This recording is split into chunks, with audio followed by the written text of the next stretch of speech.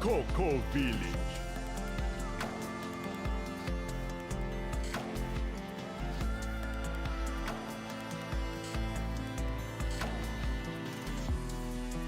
Praise!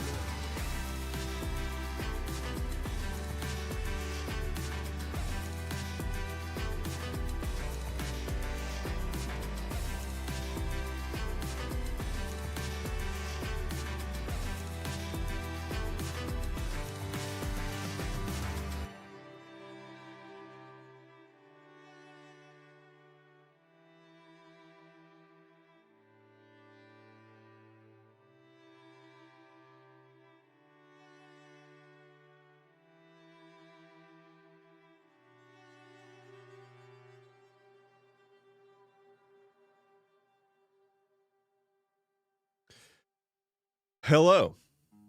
Hello. How's it going? How's it going, everybody? Idziuku says I got 100% of my computer science final, but stuff still happened. That must have been because of me. That must be because you tuned into my streams and you got like really good computer science info. You got the deets, you got the study guide on the exam that you just took. Hi, it's me, your professor. How's it going, everybody? My name is Nevermind. It is Friday, January 2nd. There's a year in there somewhere, and the dog is causing chaos. Let's give the dog a treat. Because he is causing... Oh my god, he's causing a lot of chaos. Hold on. Okay.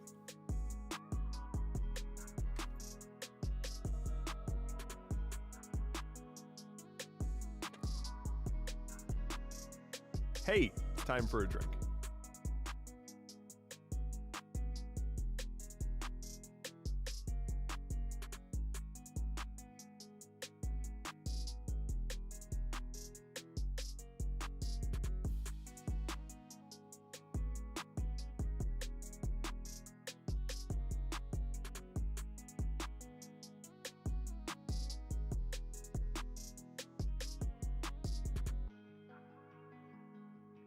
He's like, mine.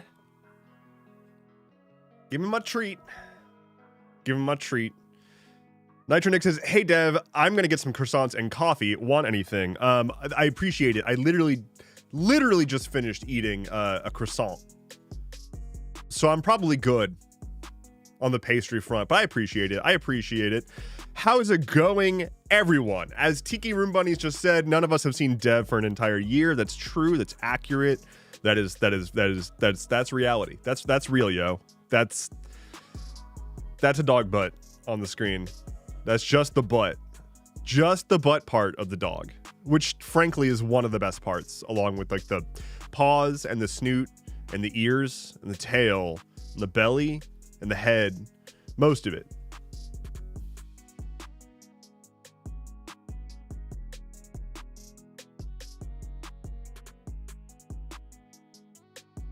Can I get, where's the freaking, excuse me. Oh, okay. There it is. The tripod is very temperamental. It only has one position that it can look down from, which is annoying, but so be it. Pedro the Duck says, so far I've been sick all of 2026. Hey, guess what, everyone? I must be Pedro the, oh, God damn it, Flynn. Now he moves right when I get it. I must be Pedro the Duck because I am also not in a good way today. I regret to inform you that this is going to be a short stream. And I've even written short stream today in giant letters on my notepad so that I keep seeing it, so that I actually do a short stream today. So thank you for being here. We're gonna do what we can, but your boy is in a whole sort of ways. Let's fix the dog cam.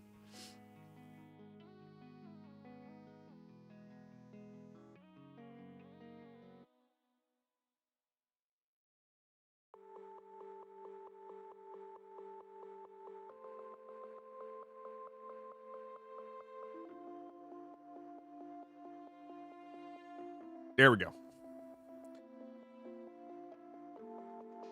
There we go. Dog cam fixed. Dog is in the proper place. That's very, very good. I have a question. Says Dracopyrus 1996. Is there a horror game or survival horror game that you're like, no, I'm not playing that? For me, it's Resident Evil Biohazard. Too confined, feels like I'm choking. So I don't tend to play a lot of horror games on my own volition. It's just like not really my vibe. But I will say Resident Evil 4 is one of my favorite games of all time. That said, I consider Resident Evil 4 to be a comedy. Like it's a comedy game. It is a lighthearted comedic adventure.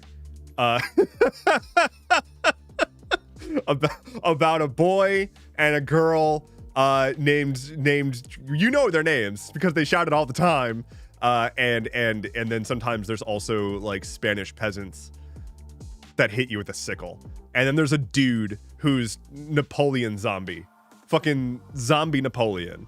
If you don't know what I'm talking about, if you haven't played Resident Evil 4, that's fine. Let me just pull up Resident Evil 4. I think his name is Salazar.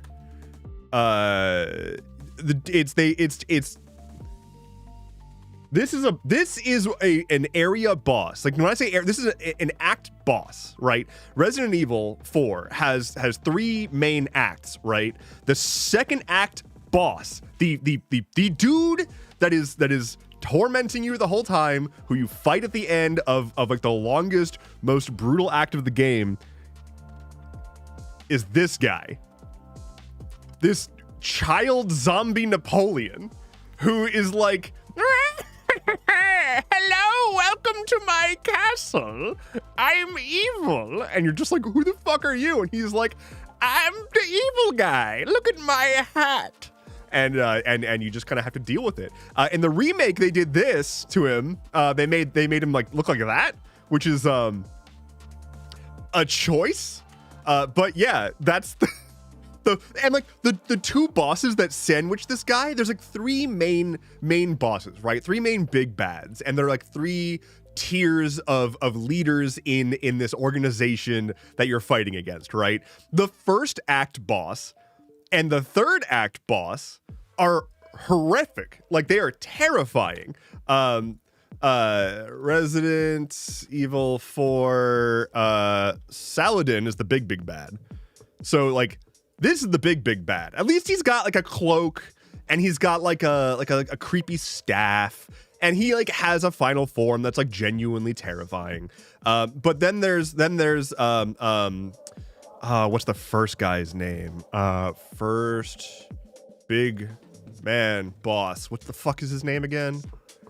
Well, he ends up looking like this eventually, which is what matters. Kind of a big, kind of has some spine problems in general.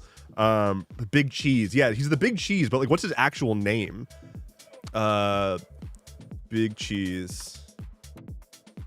This is important. Okay, here we go. Yeah. So this is the first guy that you fight, right? This is the first boss that you like kind of come across, the first like obstacle character who's like, oh man, that guy is so powerful and strong. Like, he takes multiple bullets to the back without even flinching. He just like turns around and gets angry at you for it. And then you get Child Napoleon right after that, and you're just like, this is supposed to be a horror game theoretically. So that's my answer.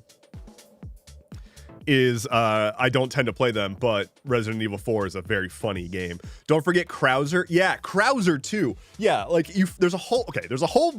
This is apparently a Resident Evil 4 stream now. There's a whole boss fight in Resident Evil 4 that's a cutscene. It was at the height of the era of like, yo, let's put QuickTime events in every cutscene. And they were like, what's the logical conclusion of QuickTime events in a cutscene? Let's do a whole ass boss battle that is like a multiple minute long cutscene with a bunch of QuickTime events whenever the main character and the bad guy clash. And if you miss any of them, it just starts over. This will be fun. And that's that fight. It's a game full of things that are purportedly scary that I have, at this point, I played the game enough that I will see a thing off in the distance that I know is about to be a jump scare. Like, you know, the first time you play through this game, it's supposed to be a jump scare or something, but I know what's coming. And when you know what's coming and you like know that like it doesn't make any goddamn sense, it's just there because it's there, it becomes hysterical. For example, for no reason at all, in Act 3 of the game, you're on this like creepy island with like a big like science facility that you're like going around, and there's just a zombie. There's a jump scare that is just a zombie that when you enter a room comes bursting out of a closet that set them on fire. So a burning zombie crashes out of this closet and comes running after you and you gun them down or whatever. But if you then go and inspect the closet that they are in, it's literally just an empty room, like a 1x1, like just enough room to fit an NPC and 2 torches to set them on fire.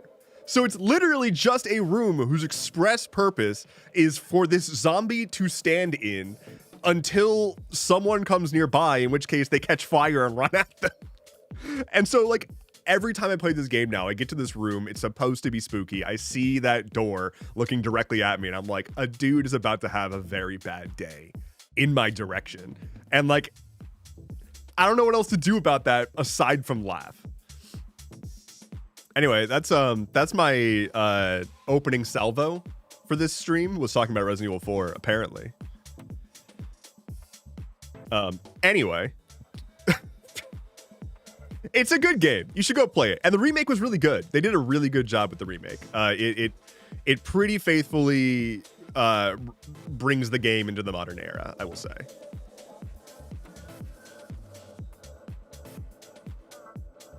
Did you see Leon got a new game? Yeah.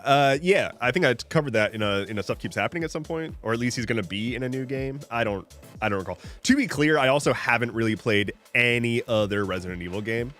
I've played Resident Evil 4 1,000 times, and I've played like no other Resident Evil games. So there's that. It's like me with Final Fantasy. I played one Final Fantasy game. Who wants to play? Guess the Final Fantasy game that Endeavorance has played. I played one Final Fantasy game. Which one do you think it was that I played? Resident Evil 4 is the best. It is very, very, very good. I'm seeing Resident Evil or Final Fantasy 3, 7.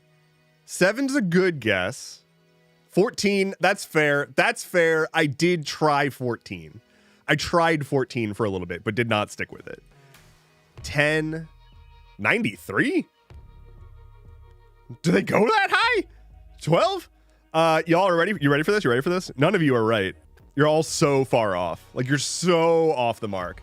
The only Final Fantasy game that I have played is Final Fantasy Crystal Chronicles, which was the Final Fantasy game that, I don't know if it was on any other platform, but I had it on GameCube, and it was like, it made use of the GameCube Game Boy Advance link cable, and you could like plug in a Game Boy Advance into your GameCube, and it would turn into a mini-map, I think. I don't recall because I never had all of the pieces of equipment required to do that at once. I had my GameCube with Crystal Chronicles. My friend had a Game Boy Advance, but we did not have the cable, but I had a third friend who did have the cable, and one time with our powers combined, we got it working, and it was a mini-map.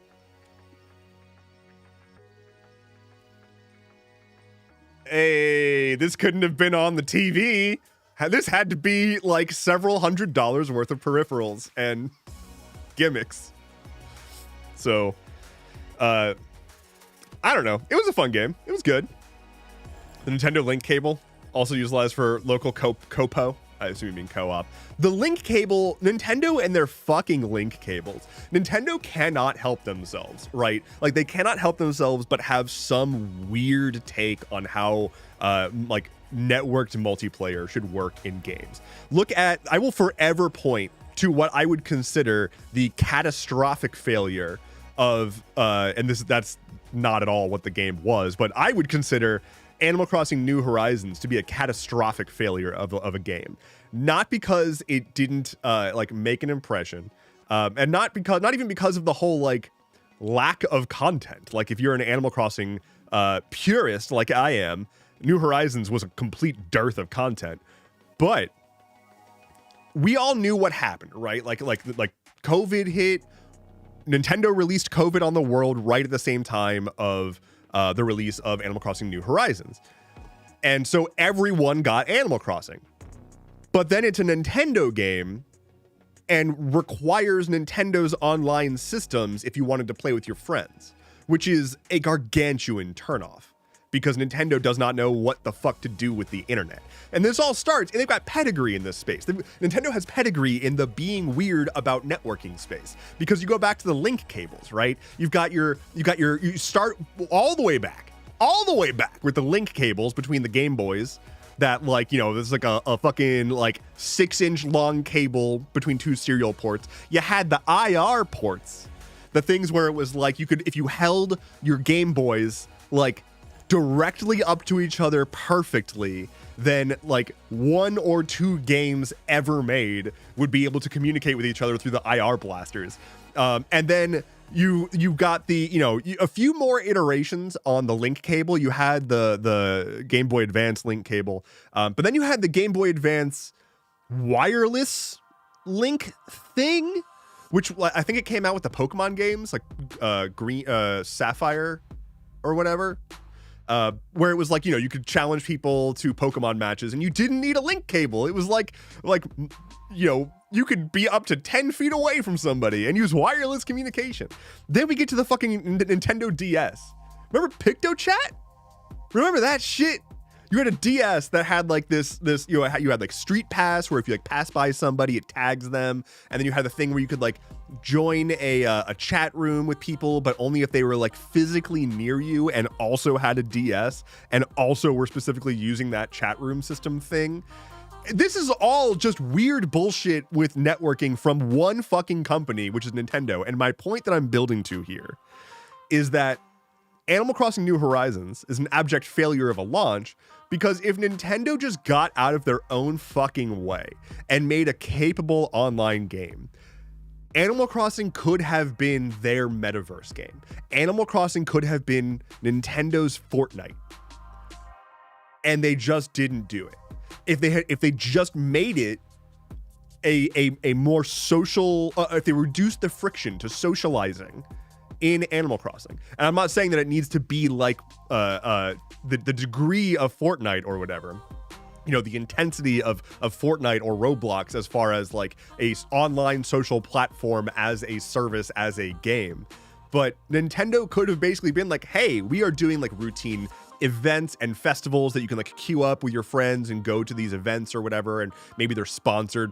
They could have done so much shit with that game, and instead they just released it with like a third of the content of a normal Animal Crossing game and then gave it like an update and a half. And that's kind of it. There was a recent Animal Crossing update actually that just added like baseline features that should have been in the original launch, like bulk crafting, and that's kind of it.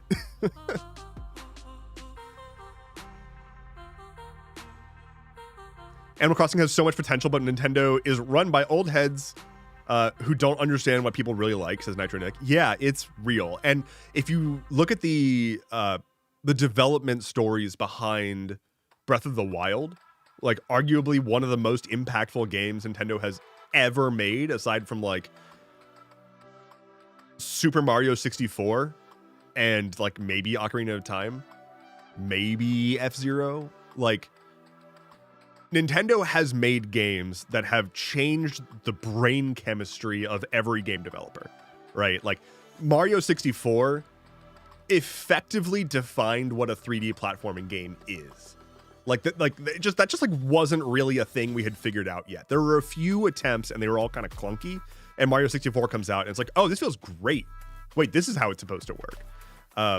Ocarina of Time kind of set the standard for 3D adventure puzzling games, kind of. But like Breath of the Wild, think about the landscape of gaming since Breath of the Wild, where every game has an open world, whether it needs it or not.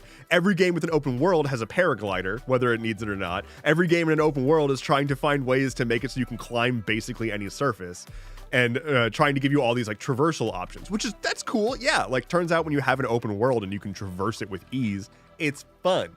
But it broke people's brains, and now basically every game is just Breath of the Wild but blah, including Tears of the Kingdom, which was Breath of the Wild but with an incredibly impressive physics engine. If you look at the development stories behind Breath of the Wild, it is entirely driven by the younger generation of developers inside Nintendo. Essentially, the older developers were like, okay, we need a slam dunk launch for the Switch. Let's do something different. Hey, young people, you lead the development here. And they essentially just deferred to new blood to come up with new ideas and change the formula in ways that established creative directors would be afraid to change the formula. And it worked. It worked perfectly. And then they were like, great, that worked wonderfully. I, the old executive, am going to do this over and over and over now. Like, I am glad that the young people made a successful thing. Let's just do that same thing over and over and over, as opposed to learn the actual lesson, which is defer to people who have unique insight into the modern zeitgeist rather than tell people that they need to watch a mandatory cutscene and accept that their friends might say a swear word at them every single time they ever want to go to somebody else's island in Animal Crossing. Breath of the Wild is the Dark Souls of movement mechanics. Breath of the Wild is the Dark Souls of Dark Souls. You ever think about that? The like super hard mode in Breath of the Wild is actually fucking brutal.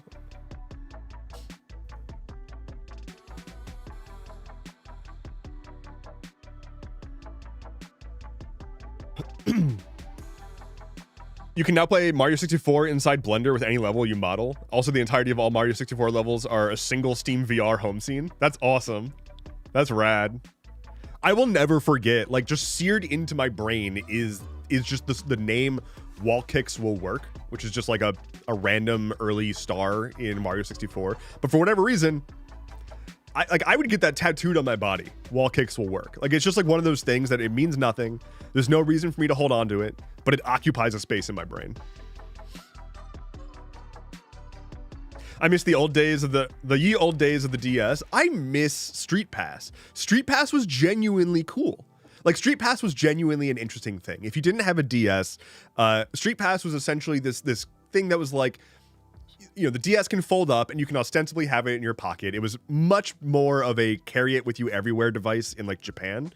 But the idea was, as you're carrying it around and you literally pass by somebody on the street, in sleep mode, it can basically tag another person's device and share like a tiny bit of information. Usually it was like your me and like a phrase, like a greeting or something.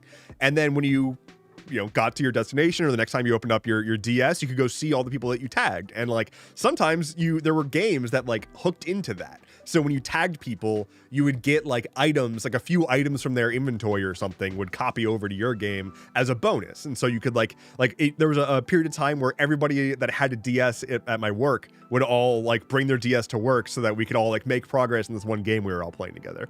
It was a genuinely great system to like make games have another dimension to them. It felt really, really cool. Especially when you went to a convention. Like, you would go to a convention and you would just see people everywhere with their DSs because they're all like just collecting thousands of Street Pass tags. Timothy Martin says, I could never figure out wall kicks when I was young and it tormented me. Yeah, it was the kind of level that like I had my brother do it always, but still. Black Wolf says, I need Street Pass back in 2026. That's like such a good app idea. Like, surely that is an app that exists, right? To some degree. But it would need to be done in a way that isn't creepy as all hell. Like we built the that's what the COVID exposure alerts were. COVID exposure alerts were just Street Pass, y'all. It was just our attempt to make Street Pass again. We built an entire system where our cell phones could detect the history of our movement to alert us if there was somebody who reported that they now had COVID and you were near them at some point. As Street Pass. Is Street Pass for dying? Hell yeah.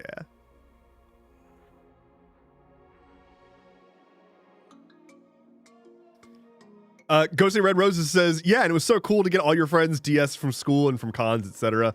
Absolutely. Yeah, like being able to like have a big collection of like all of my friends and their characters and when we've tagged, like that was always cool.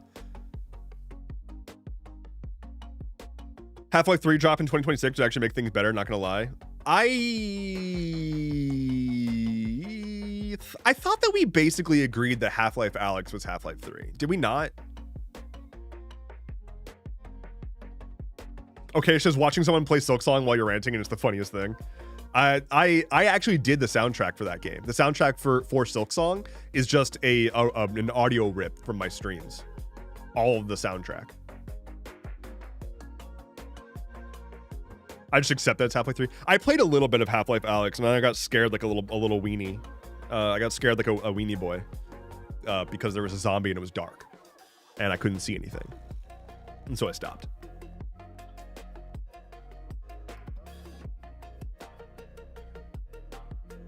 Street Pass 2 was made the year they turned off the Relay servers, NetPass, and Pretendo Street Pass over the internet.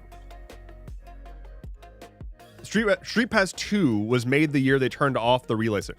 Interesting. So there's like an alternate Street Pass. We've hacked in at least 3 ways to still do Street Pass. That's awesome. I love that shit. I love especially that despite these companies' best efforts to like have these live service things and sunset them, nerds will prevail, right? Like there's an inherent beauty and nobility in digital preservation work, because it's essentially like a sector of hacking whose sole purpose is to resurrect nostalgic things from the grave that they are placed in by corporations. And that's cool as fuck. Like, the corporations ostensibly, yes, have a legal point of you shouldn't hack our shit when we've sunset it, but who cares about that? Because they're the ones that sunset it. We just want this thing back. I think the gifted sub notification is broken. It probably is. Whoops. If so, I'm very sorry. Whoa. Oh, you gifted a, okay, yeah, you gifted a sub to Ghostly Red Roses. Thank you. Yeah, it might be broken. A direct gift might be broken. I think the mass gifts are not broken. I think direct gifts might be. Here's the problem. So I say this every single fucking time I stream, but my whole stream setup is a custom app that I built from the ground up because I like to do that. The problem with the notifications from various services with regards to memberships and subscriptions and whatnot is that they all report it differently. And so like trying to unify all of these different methods of reporting subscription statuses across 3 different platforms, or 2 different platforms, makes for a difficult time to make sure everything's working right. So I'll go ahead and take another look at that, see if I can fix it. But I'm actually finally in a very good place to start building new features again into this whole thing. So hoping to have some fun new things, fun new toys for y'all to play with. NetPass is the nicest option. I just didn't have the skill to make it. I've also seen there's things like the classic Smash Bros, right? Like Nintendo is so notoriously shitty about Super Smash Bros, right? Everybody loved Melee, and Nintendo was like, fuck, we accidentally made a pretty good competitive fighting game. Are the dice rolls not adding? Oof. Well, okay. It's gonna be broken. I made a bunch of changes before going live because I tried to fix something and now it's broken. Oh well. So what was I saying?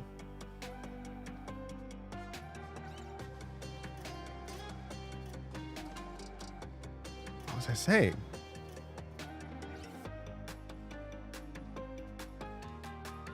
What? Smash Bros. Thank you.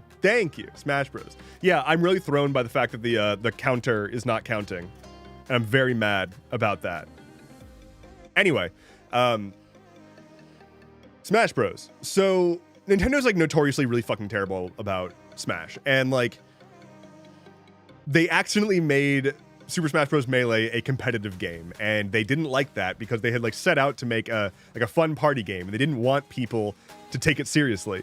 And so that's why like Smash Bros. Brawl was so fucking dumb with like random tripping. In Smash Bros. Brawl, if you never played that version, your character would randomly trip sometimes when you ran, just to make it so that there were more ways for your enemies to be able to get attacks in so that you wouldn't be able to take it competitively. They just like added in, you'll randomly have your flow fucked up because. So in modern day, people still want to play Super Smash Bros. Melee, and we have like emulators and shit. And there are entire platforms for playing Smash Bros. Melee online through an emulator, and like it has matchmaking and shit. Like they've built like matchmaking and elo and ranking systems into Smash Bros, into Melee, just because people wanted to keep playing this game. But Nintendo has gone so far in the other direction that they actually try to shut down tournaments that run Smash Melee as opposed to Ultimate or whatever. It's fucking crazy. I just love people going so deep into making something so specific, essentially just to spite a shitty company. Can Flynn win a Smash tournament? Of course. He's the best player I know. I'm pretty good. I'm pretty fucking good at Smash Bros, I will say. I'll throw down that gauntlet. I used to play a lot of Rivals of Aether on stream with Whispers. I should do that again.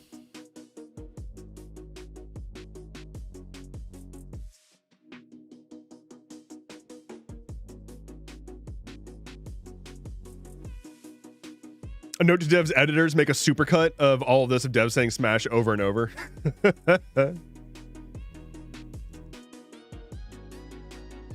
It's not streaming if it's not scuffed. I'm sure that what happened is I need to not just start debugging this. I'm now debugging this live on stream.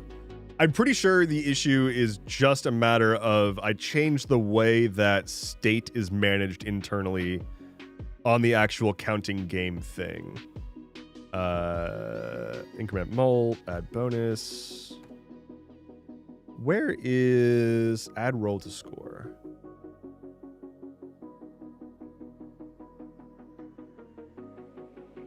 Is that not working?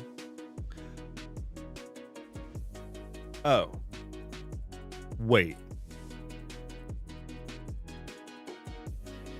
Wait, am I dumb? I might be dumb. Hold on, please hold. I might be dumb. I could be smart, but I might be dumb. I'm debugging real quick. Oh no, my entire web browser just crashed. Oh dear. I shouldn't have done this. This is my fault.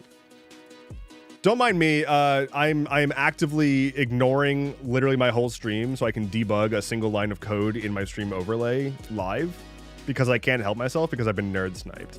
So if I go here and I go and I look here,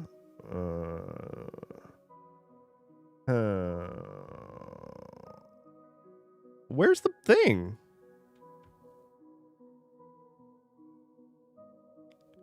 Huh?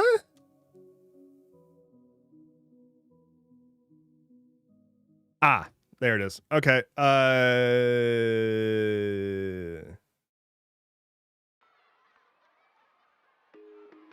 Hold. Don't mind me. This must be so entertaining. It's just me saying words to try to fill the air while doing this. So I think I should be able to... I'm not going to do this right now. I'm going to stop. I'm going to refocus. I just glanced over. I glanced over at my notepad. It says short stream at the top, and I need to remember to do that, and that's fine. And it's okay to have a short stream with some stuff that's broken because I'm literally sick, and that's fine. I didn't say how I was sick. Y'all want to know how I'm sick? I don't know why I'm sick. I went down hard yesterday.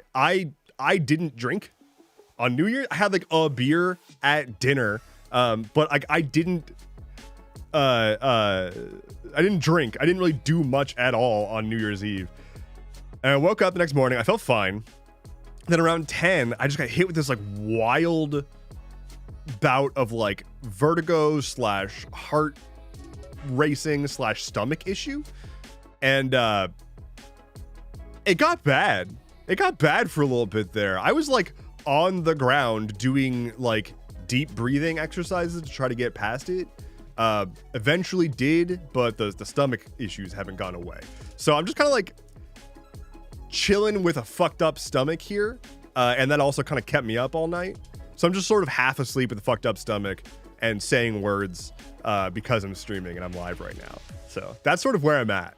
If you want to know the sort of a general headspace of the man that you're watching currently. I had no alk and I still got sick. I ovulate. I overate. Are you sure you didn't ovulate? Bungie fan says I'm sick of this job market. Hey, they should put more jobs into the market. What about a market by more jobs?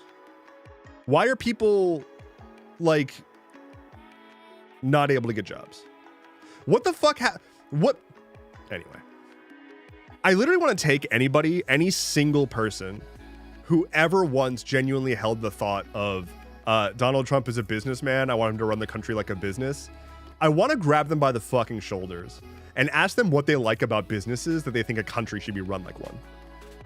Is it the declining quality of products? Is it the fact that you can't get in touch with a meaningful customer service agent? Is it the wage theft of the employees? Is it the laying people off while doing stock buybacks? I'm genuinely curious. What part of a company is the appealing factor for wanting to vote for a guy? I feel like that's just not a thing. I mean, at the end of the day, it's just one of many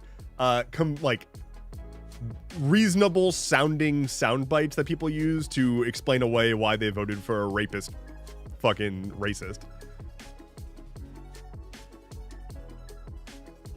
I also, it's so fucking whack. It's whenever I'm like in, you know, I generally try to keep on top of conservative discussion spaces and have a sense of like where they're at. It is wild how many of them are just like to use terms that they like to use to explain things. Cucked by the national debt. Like that's all they think about. Aside from trans people, right, is like they're all screaming and crying about needing to pay down the debt, right? Like, no, we can't have any government services because we have national debt and we have to pay it down. One, that's not how that works. Two, this country will never see our national debt zeroed out at this point. That we have fundamentally changed the way our economy is structured to make that not really possible. Like it would ruin our economy if we didn't have debt, which is bad. I think that's bad too. But like, I do not think that the average person should spend any amount of time concerned with paying down the national debt as opposed to feeding their fucking neighbors and housing the children in this country. Like, that seems a little important. It's not a matter of, oh, we can't pay down the debt because did Automod stop cuck? That's funny. It's not like we can't pay down the debt because we're spending too dang much on Meals on Wheels. Like, no, we can't pay down the debt because the debt is a function of our economy. And also because we just need to be able to keep paying things and we need to be able to sell people our debt. And that's how it functions. What causes the debt, or what is the debt from? What causes the debt and why is it a thing? We spend way more money than we take in, right? Like we have spent my entire life, we have been cutting taxes on the rich, right? Just slashed, you know, no one has the political will to come in and say we need to actually raise taxes. Like full stop. And not hedging on that, right? Every politician that comes in and vaguely recommends that we raise taxes, they're always like, well, you know, we want to raise taxes, but hold on, let's all do some math together here where if you think about it, the improved quality of life and the return on investment from these taxes will ultimately make your dollar go further. So it's not really a tax in terms of real dollar. Like no one's going to follow you with that, right? People who are already paying attention and who already are on board with that idea will agree if you explain it that way. But if you tell someone, I want to raise your taxes, but let me explain why it's not actually raising your taxes, or I want to raise your taxes, but let me explain why that's an okay thing. This is America. Most people in this country associate the concept of government with literal evil. And they think that any tax is the worst thing that can happen to them. Quintuple that for rich people in this country, right? Like we shouldn't be raising taxes on the poor, which is what we constantly do in this country. We should be raising taxes on the ultra wealthy, but we don't do that either. And corporations, we just keep cutting corporate tax. So we cut corporate tax, we cut billionaires or rich people's tax, we slightly raise poor people's tax, and we make things far too expensive and no one can do anything, no one can grow in this economy. So like that triggers, you know, what's the opposite of a windfall? A shortfall. That triggers a shortfall in the budget. On top of that, spending an insane amount of money on the military, spending an insane amount of money on paying for public services in fucking Israel and wherever else. And then not investing in things like education, healthcare, feeding children, housing homeless people, taking care of veterans. That all gets ignored because we got to spend more money on military. And the money that we do spend on healthcare is spent on private healthcare funded systems, which are the reason that we spend, I believe healthcare is the largest chunk of our spending, of our national budget. But that is because our fucked up healthcare system essentially holds our government hostage, and health insurance companies more or less have bought out all of our politicians and can basically just say, hey, give us all of the money that you have, or we're going to stop giving people healthcare and they're all going to make you, or they're all going to blame you for it. Like, the healthcare companies don't get blamed for not, sorry, I should say the health insurance companies, which do not provide healthcare. To be clear, health insurance companies do not provide healthcare. But the health insurance companies are the ones who gatekeep healthcare, and the ones that make the money off of the healthcare, and the ones that set the pricing. So, like, they're the ones who are to blame, but everybody blames the politicians instead, which, like, also correct, because the politicians are the ones that are bought. But there's a reason that a young man named Luigi had a pretty good day one day. AI bubble go pop though? Hopefully. Very much hopefully.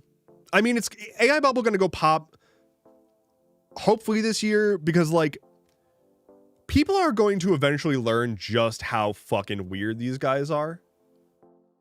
Luigi's innocent though? Yeah, no, I just said he had a good day. He just went down to the ice cream shop, got himself a vanilla cone.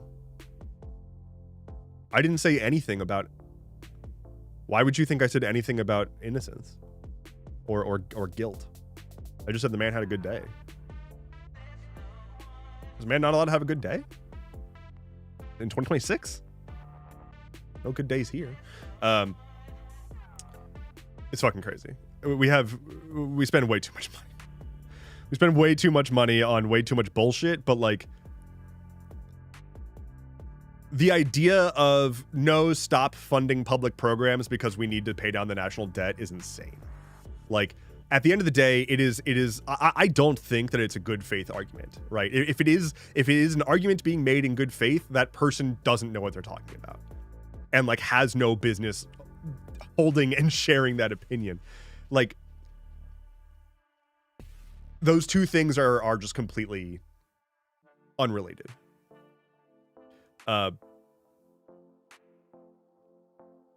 It's the money-brained bullshit in this country. I'm so fucking tired of it. Like, I'm just, like, so tired of everything having to be about money. Always. How are we gonna pay for it? Pay for what? Feeding kids?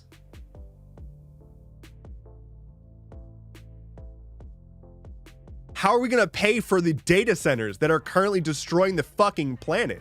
How are we going to pay for bringing our planet back into the habitable zone? How about that? How are we going to pay for that? Can we do that instead? Did you hear about the National Guard being pulled from cities? Yeah, so the National Guard is being pulled from, I believe it was Portland, Seattle, Chicago, LA, Portland, Seattle, LA, I think. And I want to be clear. A lot of the reporting has framed it as Trump pulled the National Guard out. That's not what happened. Trump was required to pull the National Guard out by courts that said this is illegal, and he didn't have any further recompense to, like, push back. And so he's like, I'm deciding to pull the troops out, but I'll put them back if I want to. That's bullshit. He was forced to do so, and use this as a very strong point as to why we're not fucking cooked. We are cooked in many, many, many ways. What we're not cooked from is a senile old man who thinks that Portland is currently a war zone because someone showed him some AI clips or news footage from many years ago, and he thinks that that's happening right now. Like, that guy is gonna die soon. That man's going to die. If he has any fucking grace, he'll die sooner rather than later. He's lost so much support, like an intense amount of support. The coalition that put him in office is young people. Like, young people voted, or young men specifically, but young people overall swung for him because of the we save TikTok / like, you know, manosphere influencers and all that bullshit. And again, like, not having any wherewithal, any knowledge of like what the fuck the first Trump presidency was, and not knowing anything about a normal world that isn't dominated by weird fucking freaks on Twitter. And that's what they are. These guys are weird fucking freaks. Stephen Miller and all these weird fucking white nationalists, all these Nazis, they're all weird fucking freaks. They're just creeps and losers who did nothing with their life and now have to use the government to go after their enemies because they're too weak to do something that actually brings them joy. And so instead, the only way that they can actually exist and not just want to kill themselves every day is to be fed a constant barrage of explainers as to why they are always right and the world is completely wrong about everything, and anyone who doesn't look like them is inherently biologically inferior because they are so self-conscious about how much of a loser they are. I'm very, very tired of those people being the ones that are in the office. Like, I'm pretty fucking tired of having to sit around and be like, oh yeah, I'm supposed to like respect laws being made by these jabronis. Like, no, I think I'm good, actually. Have you seen Stephen Miller? The dude will pop a vein in his head if he sees a black woman somewhere. He cannot be helped.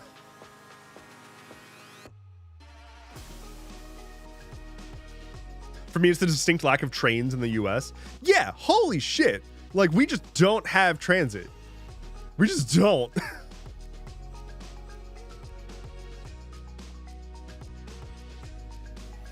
Also, I have to go, but I hate this quote. He doesn't listen to the courts thing because he does not have absolute power.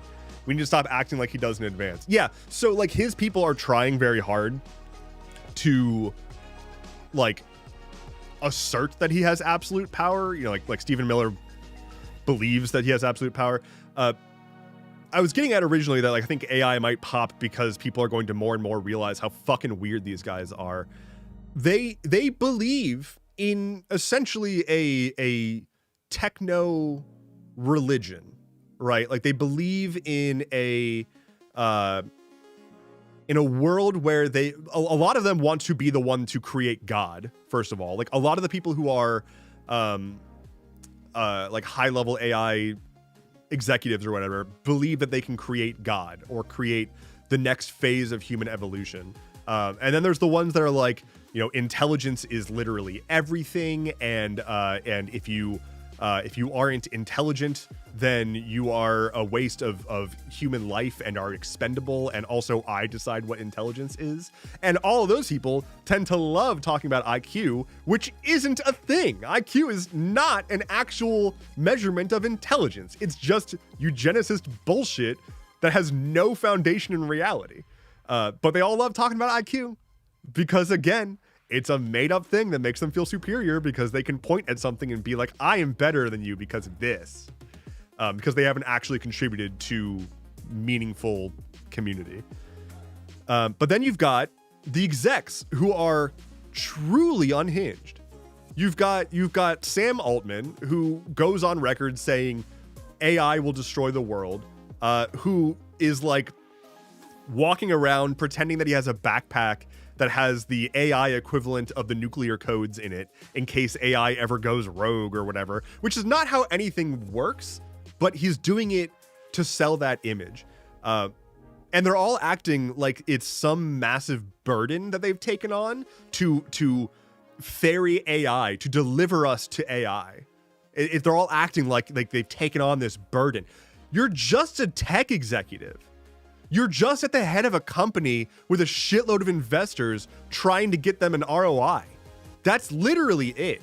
And in doing so, like, your strategy here is to build a plagiarism bot that doesn't adhere to any laws and then argue that your income would be affected if you had to adhere to the laws, and positioning yourself as such an important thing for our future that we can't apply our laws to you. And that's your strategy for making money. And that's it. That's it. Like, people are losing faith in these AI systems. People don't want to have this shit. People are sick of the chatbots everywhere. People are sick of having to deal with the chatbots for customer support and all that crap. But all of these people, from both like the tech the like tech cultist side and the MAGA cultist side, like, they're all cross-pollinating, and they're just fucking freaks. They're just weird as hell. You know why they're all obsessed with trans people and going after the daycares or whatever? And it's literally just, we need a group to pick on because we don't have anything else in our life. And so we have to have something that we can constantly rag on, because if we didn't, we'd have to accept that there's nothing valuable here and we don't have anything that we actually want and any platform aside from seeking misery for others.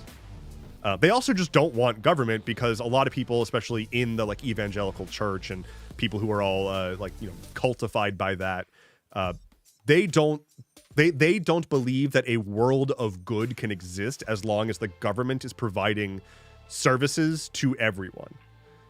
The like government provided services are universal, right? The reason that there's always such a disconnect, like why does the religious right not want to feed the children? Because they don't want the government to feed the children, because the government would feed all of the children, not just the white children, or as they would probably say, the ones who come to the church to engage with God and receive his support or whatever. Like, they want to either use it as a recruitment tool into the church, have the church be the thing that's feeding people, not the government, or they just specifically want that outgroup to suffer more, because it's not about feeding the children. It's about feeding, as Franz just said, the ones who deserve it, right? That's why they always go with that whole, like, why should my money go towards feeding other people's kids or helping other people's medical bills? First of all, because that's what a basic society does. Second, what the fuck is a tithe then? Like, it's the same thing, but on a different scale. And like, yeah, it's your religion versus your country, but one is a thing that is a part of your faith and your local group. The other is your country of residence, with millions of people that you share it with infrastructure and systems in place to help you have a life to begin with. Sometimes that's going to do a few things.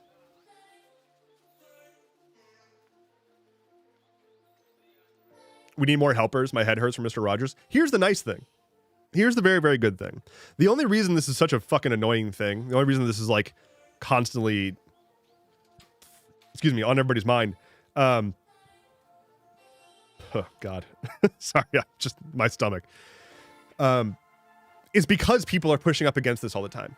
It's because people are consistently trying to fix it. Holy shit, tomato at 33. Let's see what you rolled. Got more going on. Oh my God. And another. 389. God damn. Also 33 months. That's fucking crazy. The dice isn't updating. Yeah, it's busted. I'll fix it for next time. Amazing. Long story short, we need to break people out of this like anti-everything cycle, right? I have said before, you know, if I'm pushed, I will identify as a flavor of anarchism as my political bent. That doesn't mean that I think the concept of governance is inherent evil.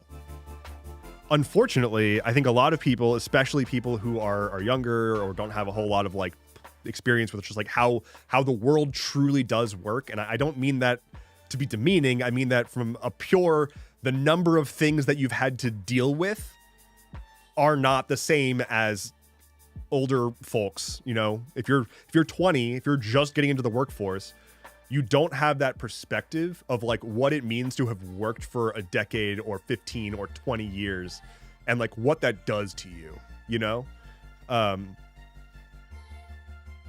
think a lot of people who want to find a political home, want to figure out what their politics are, but don't have enough context yet to make a good decision, to make a well-informed decision around that, will latch on to ideas that sound generally in their, like, you know, they can vibe with, right? Like, yeah, fuck the government. Like, they do all this bad stuff. Like, yes. Fuck the US government. And fuck many of the existing governments in many countries around the world. But the concept of governance is not inherently evil. It is a thing that needs to happen. We need to get services to people. We need to be able to sustain our communities through disaster. And that doesn't happen unless people band together in some form. It doesn't need to be a giant federal-based system, but trying to like just say, oh, government equals bad, government service equals bad unilaterally, no room for discussion. That has led us to this point of like, when somebody says something along the lines of maybe we need to raise taxes, that is an unconscionable thing for an American citizen. Partially because we already are so poor, the idea of raising our taxes is just a terrifying thought. But typically, when people say raise our taxes, they're talking about the rich and not the people who need to worry about their taxes being raised. Unfortunately, that is the people who ultimately get their taxes raised. Because the people who don't talk about raising taxes, the people who are very loud about not raising taxes, raise taxes on the poor instead. And do so in ways that the poor don't or can't quite follow how it happened, right? Shit just gets more expensive and you don't know why. And it's because they changed tax code and they moved shit around and they made some stuff more expensive while making some stuff less expensive, but not as less expensive as something else has been made more expensive. And ultimately, dollar for dollar, you're going less far. And then they're like, but we didn't raise your taxes. And that's where we're at right now. We're about to see the fallout of the ACA subsidies ending, and people's healthcare premiums are about to like triple.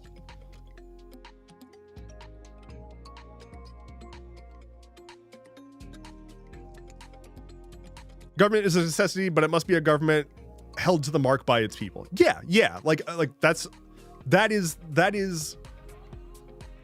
the US government is fucking terrible, right? The US federal government is one of the most evil organizations on the face of planet Earth.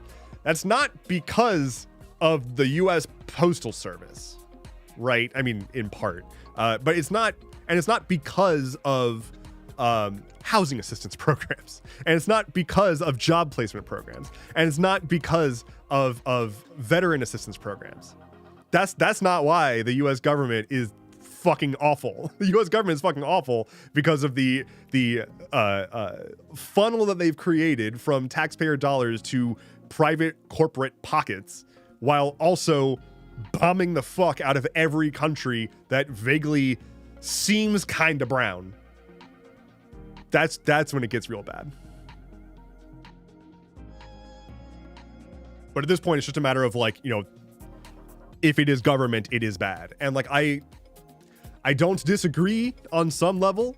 And also, I think it is far more realistic for us to get to a world where people are like getting more stuff that they need by way of just like jettisoning this fucking ideology from the people in office. Like we cannot be having people in office whose goal is to make the government work as poorly as possible so that they can then turn around and be like, look, the government's working poorly. Like, I don't want more government.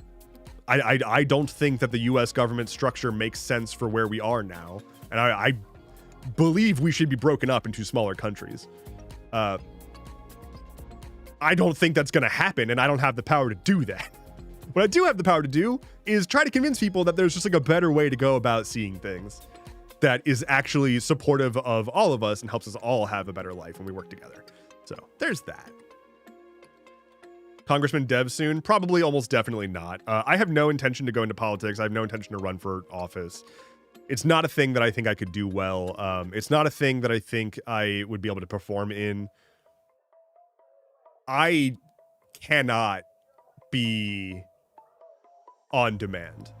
Like, I just straight up can't be. And God, when I think about, I was just thinking about Zoran Mamdani just got sworn in as mayor for New York City, and that happened at like midnight. I'd miss my fucking inauguration, y'all. I would miss it. I'd be like, midnight? I can't make it, y'all. I have a strict 9 p.m. EP time. So y'all are gonna have to just find a stand-in, and they can be sworn in instead. Can you write the number of days left until 2027 on the same chalkboard? Oh, the chalkboard that says 2027.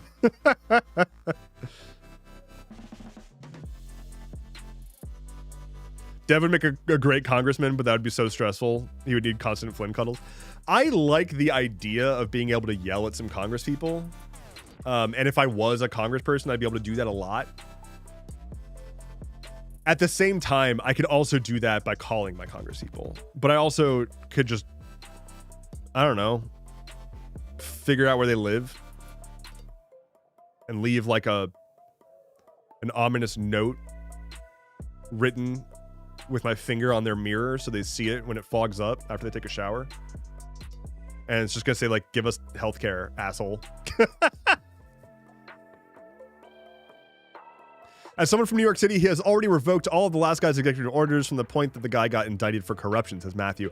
Yeah, so Mamdani has already passed an executive order that essentially just says like, hey, so the previous mayor was a criminal, like did crime, which we knew this because you elected an NYPD commissioner as mayor. That's a criminal. Congratulations. The head of the NYPD. Anyway, so he did a bunch of crimes, and Mamdani has now come in and basically said all of the executive orders that he did after having been formally found guilty of crimes are no longer valid, which is fair, but also you could do whatever you want. Executive orders are basically just duct tape as far as policy goes. I'm excited to see what happens there. He's been saying some good words as he's gotten into office. I hope he sticks to his word of he said that basically people are going to be watching to see if he actually follows through with what he said he would, and his hope is to actually do that. Like his hope is to actually show people that he's going to do the things he said he would. We'll see. I hope. I'm remaining open to it turning out well. I wouldn't say like I'm hopeful, but I'm open to it turning out well. That would be good.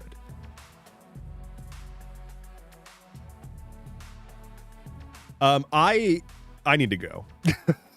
I'm glancing over at my note that says short stream today, and I need to adhere to that. So I apologize for a short stream today, but I am sick. And I need to go take some medicine and lay down for a while. But I'm going to be back, hopefully on my normal schedule. Hopefully this is passed by the end of today, and I'm able to do everything I need to do and get stuff keeps happening up on Monday. So, yeah, I'm going to go try to get well. Happy New Year, everybody. Thanks for being here for however long it was. Take care. Be well. Here's the dog. All curled up pup. It was very good. Thanks for hanging out with me, y'all. It was a quick one, but it was a good one. Take care. Goodbye.